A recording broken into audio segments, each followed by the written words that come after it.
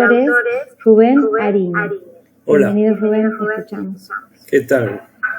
Bueno, les hago mi presentación. Yo soy doctor en psicología, tengo más de 25 años de trabajo en el hospital y he sido profesor posgrado en psicoterapias en el posgrado de la Facultad de Medicina de la UBA. Bueno, el trabajo consiste, vamos a tratar de hacerlo lo más rápido que se pueda para que se cumpla el horario. La idea mía es que pensemos sobre la formación y la actitud del terapeuta con la psicoterapia y cuáles son sus intervenciones habituales o posibles. Si ustedes hacen un paneo de la historia de los tratamientos, van a encontrar que en principio fue la descripción de los síntomas, la observación, después fue la escucha, el tratar de entender lo que decían los pacientes, que fue el descubrimiento freudiano. Yo creo que en este momento tenemos que centrarnos en qué dicen los terapeutas, qué palabras usan, qué mensaje envían. Bueno, esto me llevó a conocer, a entrar en crisis y conocer una investigación que se hizo en la década del 80 en la Fundación Menninger. Es una fundación de Kansas. Esta fundación hizo un estudio de 34 pacientes durante más de 25 años. Es un dato, ¿no? ¿Y qué demostró esta investigación? La investigación tenía como objetivo tratar de comparar dos formas de trabajo terapéutica. Una, fundamentalmente, analíticos, con el psicoanálisis que suelen usar los americanos. Y otro procedimiento era con técnicas de apoyo psicoanalítico, más centrados en el yo. Comparar a través de más de 25 años los resultados, cuáles eran las conclusiones que se podía llegar. Bueno, hay varias conclusiones que son interesantes que las pensemos. No se cumple la expectativa que la terapia analítica conduciría a cambios estructurales. 2. Tampoco se verificó la relación entre cambios terapéuticos y resolución de conflictos. 3. No se confirmó la hipótesis sobre la necesidad de resolver determinados conflictos para producir ciertos cambios.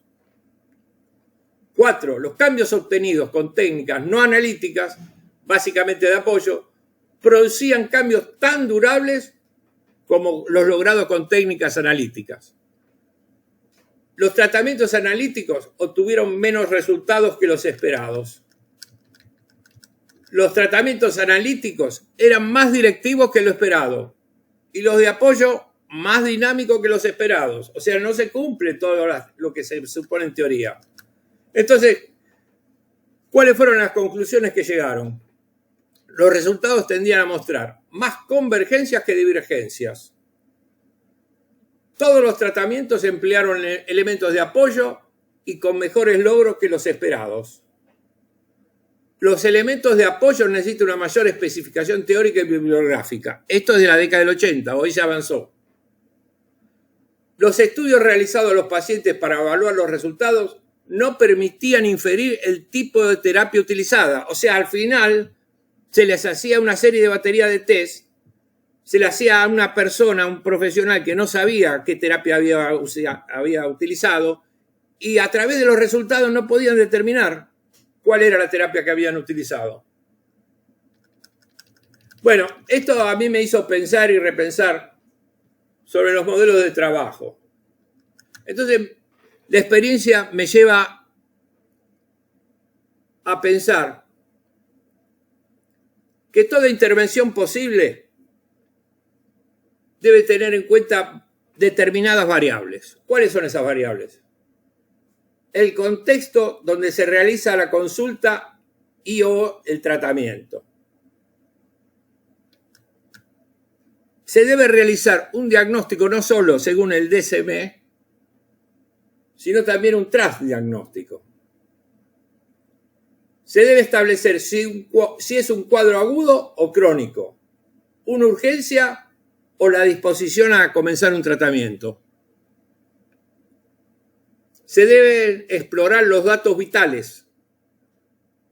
Se debe concertar al comenzar un tratamiento si este va a consentir una psicoterapia breve o prolongada. Se debe acordar los objetivos del tratamiento.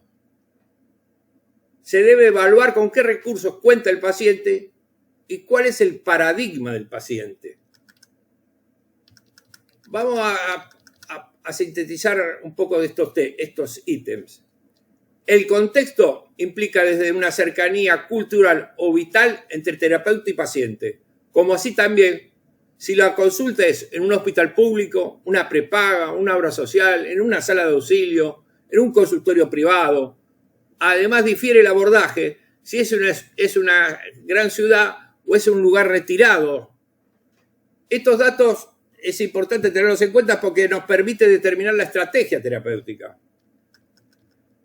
Debemos hacer el diagnóstico según el DSM-3 porque eso es la parte legal. Pero además nos sirve para intercambiar a veces entre colegas.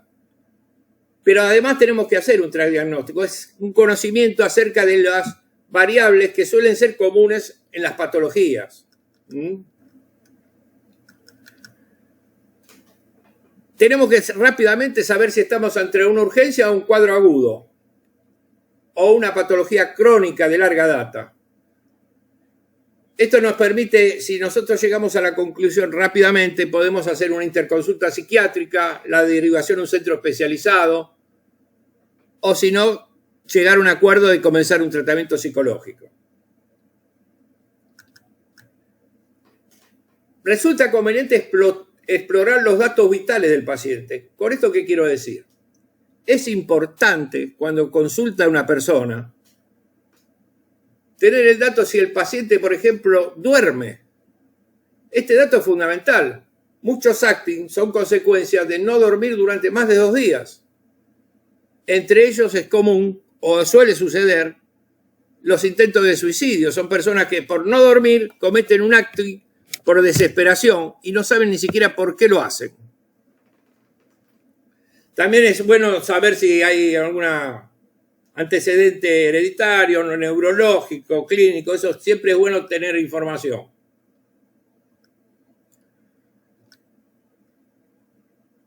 Después, la psicoterapia es un acuerdo. Tiene que ser un acuerdo entre paciente y terapeuta acerca de qué es lo que van a hacer.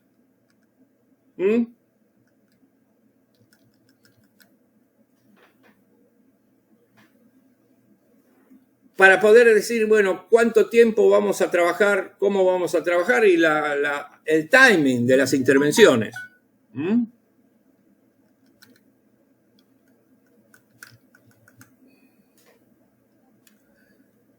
Tenemos que evaluar los recursos con que cuenta el paciente, recursos mentales, familiares, sociales, económicos, para poder plantearle una estrategia lógica y apropiada. Y tenemos que saber que cada paciente tiene un paradigma acerca de qué es la psicoterapia. Tiene una idea acerca del lugar donde va a consultar. Generalmente, si es una institución, tiene una idea de qué le espera en la institución, pero no exactamente en qué consiste el tratamiento. Es distinto el que hace un tratamiento privado porque generalmente viene por una derivación y ya hay un reconocimiento previo y una valoración del terapeuta. Entonces siempre hay una transferencia hacia la institución y se imaginan también qué tipo de terapeuta y cómo lo va a atender. Eso es bueno aclararlo para despejar todas las dudas y las fantasías. Respecto al terapeuta, tienen que tener algunas definiciones. Tiene que tener su tratamiento personal, la supervisión y la actualización permanente. Esto para poder diferenciar entre lo propio y lo ajeno. Que cuando interviene no está interviniendo desde lo que le sucede al terapeuta. Tiene claro que esto es algo que le sucede al paciente. Bueno, voy a tomar algunas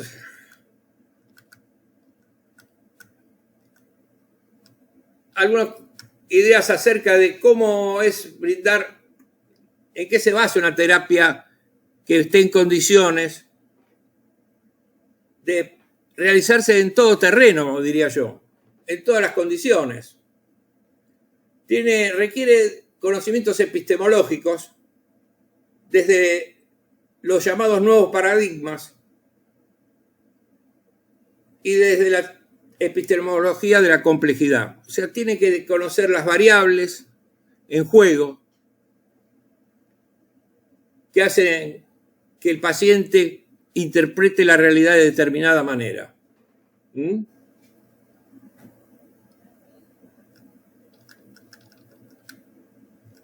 Aparte debe conocer naturalmente lo que es el psicoanálisis, la teoría sistémica, los aportes cognitivos de la teoría cognitiva y lo que hoy en día se llama la tercera ola también, que son las psicoterapias basadas en la evidencia.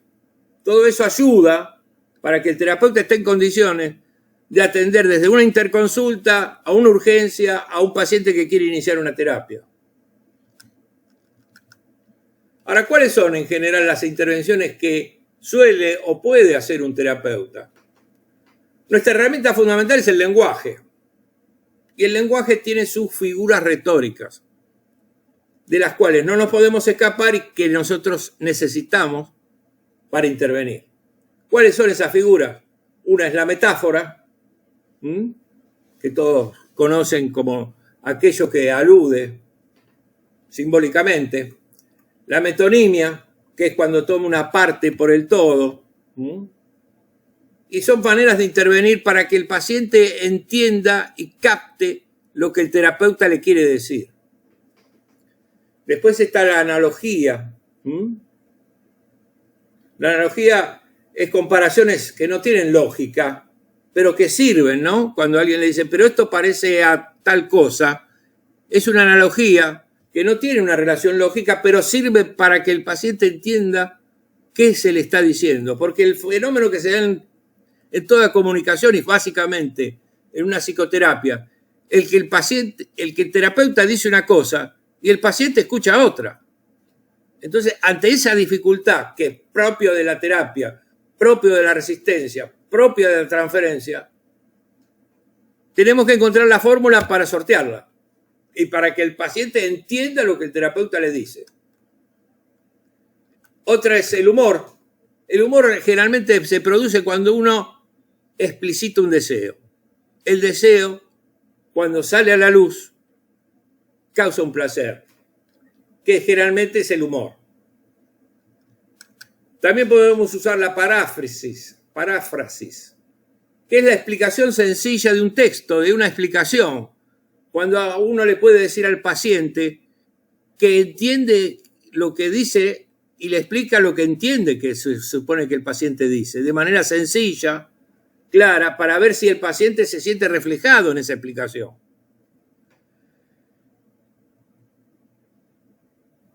La periafrasis, que es una figura que es ampliar la explicación para que se entienda, para que pueda ser más claro. La litotes, que le quita intensidad emocional a lo que se dice. El terapeuta puede, quizás en algún momento que la intensidad impide escuchar, poder decírselo para que el paciente pueda escuchar eso. ¿Sobre qué tiene que trabajar el terapeuta? Rápido, porque el tiempo se nos va. Sobre lo no dicho. Lo que en el discurso del paciente no está. En el detalle, porque en el detalle a veces se encuentra una verdad. El terapeuta tiene que hacer afirmaciones cuando el paciente no sabe ni siquiera el estado en que se encuentra en el presente. En la conversación misma, en el setting, en el encuadre, no sabe ni lo que le está pasando en ese momento y afirmar algo le sirve como punto de apoyo. Después está la interpretación, que la interpretación generalmente tiene que ser del deseo. Porque si uno interpreta otra cosa, a veces se pierde y se genera un malentendido y el paciente no se siente comprendido. Por eso siempre conviene interpretar el deseo. Después hay mecanismos prácticos. El autorregistro y la escritura tienen sus efectos, tienen su valor, vale la pena ponerlo en práctica. La externalización, reformulación del relato. O sea, que el paciente pueda verse a sí mismo como alguien que está fuera de la situación, para pensar esa situación. Después está la positivización, rescatar aquellos valores, esas fortalezas que puede tener un paciente a pesar de la adversidad o el mal momento que está atravesando. Y la focalización también puede ser algo muy útil en la terapia breve, porque nos centramos a trabajar sobre el aspecto que al paciente más le interesa. Bueno, mi nombre es Rubén Ariño. Cualquier cosa yo les mando a los que quieran por Facebook, me contactan y yo les mando el trabajo. Gracias.